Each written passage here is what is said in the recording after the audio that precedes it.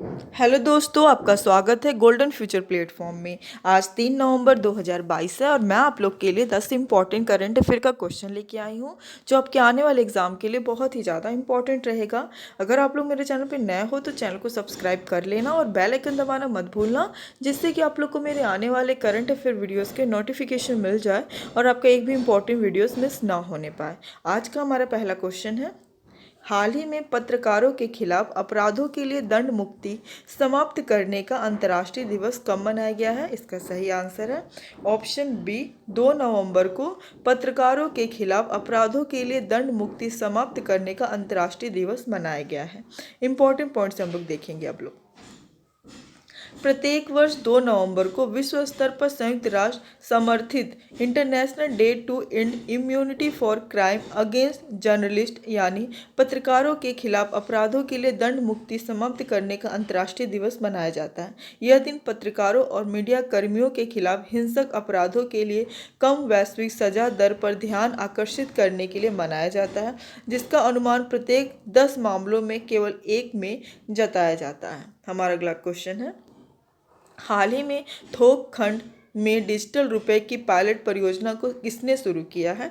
इसका सही आंसर है ऑप्शन ए, आरबीआई ने थोक खंड में डिजिटल रुपए की पायलट परियोजना को शुरू किया है। इंपॉर्टेंट पॉइंट से देख लेते हैं हम लोग। भारतीय रिजर्व बैंक यानी आरबीआई 1 नवंबर 2022 को थोक खंड में डिजिटल रुपए की पायलट परियोजना शुरू करेगा। सरकारी प्रतिभूतियों में द्वितीयक बाजार लेन देन के निपटान के लिए डिजिटल रुपए का उपयोग किया जाएगा। इस पायलट परियोजना में भाग लेने के लिए 9 बैंकों को चिन्हित किया गया है। आरबीआई ने भारत के लिए सेंट्रल बैंक डिजिटल करेंसी पर एक कॉन्सेप्ट नोट भी जारी किया है। हमारा अगला क्वेश्चन है, हाल ही में आयोजित भारत जल सप्ताह कब से कब तक मनाया जाएगा? इसका सही आंसर है ऑप्शन ए, 1 से 5 नवंबर को भारत जल सप्ताह मनाया जाएगा। 1 से 5 नवंबर तक मनाया जाएगा। इंपॉर्टेंट पॉइंट से देख लेते हैं हम लोग। एक एकीकृत तरीके से जल संसाधनों के बारे में जागरूकता बढ़ाने, संरक्षण और उपयोग करने के प्रयास में केंद्रीय जल संसाधन मंत्रालय ने 1 से 5 नवंबर 2022 तक भारत जल सप्ताह के 7वें संस्करण का आयोजन करेगा। 7वें संस्करण की theme water security for sustainable development and equity है। इस कार्यक्रम का उद्घाटन भारत की राष्ट्रपति द्रौपदी मुर्मू द्वारा 1 नवंबर 2022 को ग्रेटर नोएडा उत्तर प्रदेश में किया जाएगा। हमारा अगला क्वेश्चन है, हाल ही में बांग्लादेश फिल्म महोत्सव के 4थे संस्करण का उद्घाटन कहाँ हुआ है? इसका सही आंसर है ऑप्शन ए, कोलकाता में बांग्लादेश फिल्म महोत्सव के 4थे संस्करण का उद्घाटन हुआ है। इंपॉर्टेंट पॉइंट से देख लेते हैं हम लोग। कोलकाता में बांग्लादेश फिल्म महोत्सव के 4थे संस्करण का उद्घाटन हुआ। 5 दिनों तक चलने वाले इस महोत्सव में 37 लोकप्रिय बांग्लादेशी फिल्मों का प्रदर्शन किया जाएगा, जिसमें 4 डॉक्यूमेंट्री और 8 लघु फिल्में शामिल हैं। महोत्सव का समापन 2 नवंबर को होगा। महोत्सव के दौरान हवा, पुराण, गुगिन, हृदयता जैसी कुछ सबसे लोकप्रिय और समीक्षकों द्वारा प्रसिद्ध फिल्मों को प्रदर्शित किया जाएगा। हमारा अगला क्वेश्चन है, हाल ही में किस स्पेस एजेंसी ने दुनिया का सबसे शक्तिशाली रॉकेट को लॉन्च किया है? इसका सही आंसर है ऑप्शन बी, स्पेस एक्स ने दुनिया का सबसे शक्तिशाली रॉकेट को लॉन्च किया है। इंपॉर्टेंट पॉइंट से देख लेते हैं हम लोग। एलॉन मस्क की कंपनी स्पेस एक्स ने दुनिया की सबसे शक्तिशाली रॉकेट फॉल्कन हैवी को फ्लोरिडा से लॉन्च कर दिया है। नाम क्या है इसका? Falcon heavy. आप लोग को याद रखना है। और कहाँ से लॉन्च किया है? फ्लोरिडा से लॉन्च किया है। फॉल्कन हैवी रॉकेट से अमेरिकी स्पेस फोर्स के सैटेलाइट को अंतरिक्ष में भेजा गया है। इस रॉकेट का वजन कितना है? 2 स्पेस शटल के बराबर, जिसका वजन 63.8 टन है। 230 फुट लंबे इस रॉकेट में 37 मर्लिन इंजन लगे हैं, जो दुनिया का सबसे शक्तिशाली रॉकेट बन गया है। हमारा अगला क्वेश्चन है, हाल ही में वर्ष 2022 में नौसेना कमांडरों के सम्मेलन के कौन से चरण की शुरुआत हुई है? इसका सही आंसर है ऑप्शन बी, वर्ष 2022 में दूसरे नौसेना कमांडरों के सम्मेलन की शुरुआत हुई है।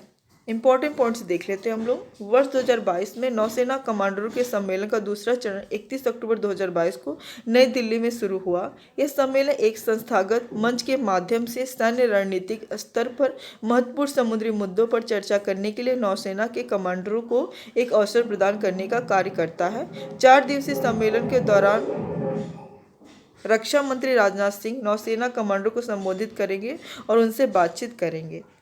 हमारा अगला क्वेश्चन है, हाल ही में केरल ने अपना कितनेवां स्थापना दिवस केरल पृथ्वी दिवस मनाया है? इसका सही आंसर है ऑप्शन बी 66। केरल ने अपना 66वां केरल पृथ्वी दिवस मनाया है।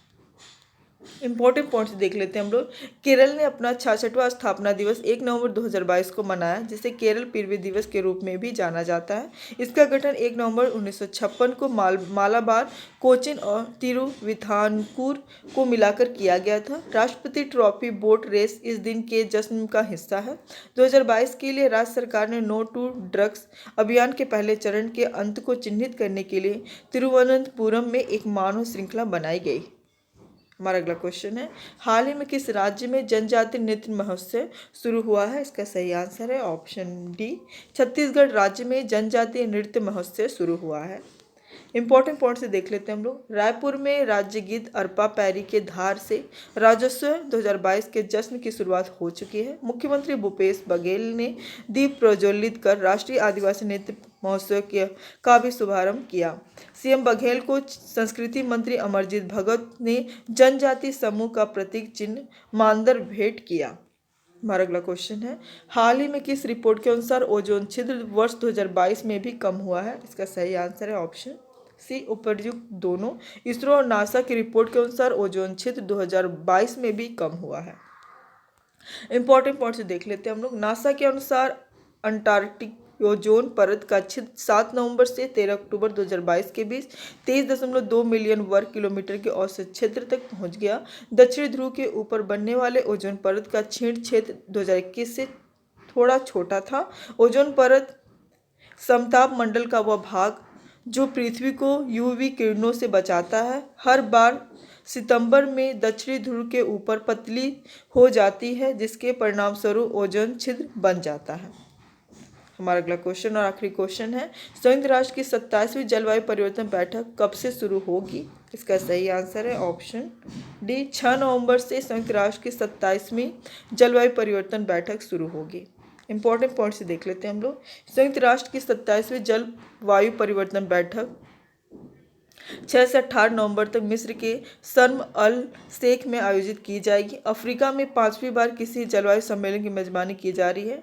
COP27 3 मुख्य क्षेत्रों पर केंद्रित होगा, जिसमें उत्सर्जन को कम करना, देशों को जलवायु परिवर्तन से निपटने में मदद करना और तकनीकी सहायता प्रदान करना तथा विकासशील देशों के लिए धन प्राप्त करने में मदद करना शामिल है। कल का जवाब है, हाल ही में जम्मू कश्मीर में आयुष उत्सव का उद्घाटन किसके द्वारा किया गया है? इसका सही आंसर है ऑप्शन बी सर्बानंद सोनोवाल के द्वारा जम्मू कश्मीर में आयुष उत्सव का उद्घाटन किया गया है। आज का सवाल है, हाल ही में किस राज्य के रंजनगांव में नया इलेक्ट्रॉनिक्स मैन्युफैक्चरिंग क्लस्टर बनाने की घोषणा की गई है? इसका सही आंसर आप लोग कमेंट बॉक्स में दीजिएगा। आज के लिए बस इतना ही। Thank you for watching.